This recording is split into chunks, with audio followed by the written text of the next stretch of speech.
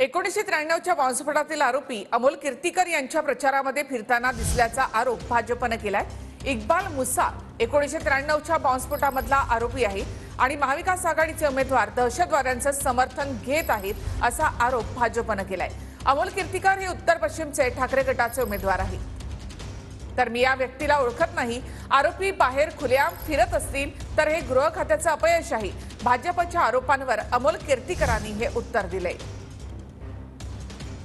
मुंबईकरांसाठी काळा दिवस आहे किंवा बाळासाहेब ठाकरेंचा आत्मा सुद्धा तळमळत असेल, कारण मुंबईकर आजही त्यावेळेचे दंगे आणि नंतर झालेले सिरियल बॉम्ब ब्लास्ट हे विसरलेले नाहीत। आणि अशा वेळी त्या ज्या ज्या आठवणी येतात त्या अत्यंत दुःखद असतात। खूप गमावले मुंबईकरांनी त्या बॉम्ब ब्लास्टमध्ये।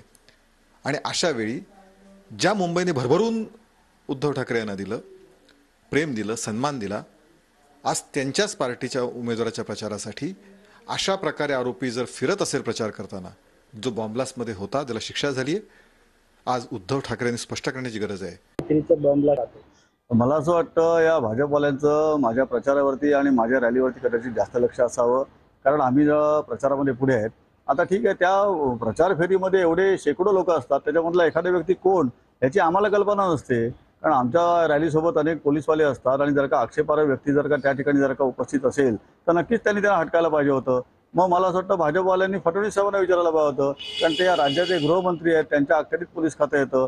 मग अशा पद्धतीची जर का माणसं राजरोस संभाळून जर का फिरत असतील तर ते फेल्युअर कोणाचं आहे हे पहिल्यांदा भाजपवाल्यांनी स्वपक्षीयांच्याच नेत्यांना विचारलं पाहिजे।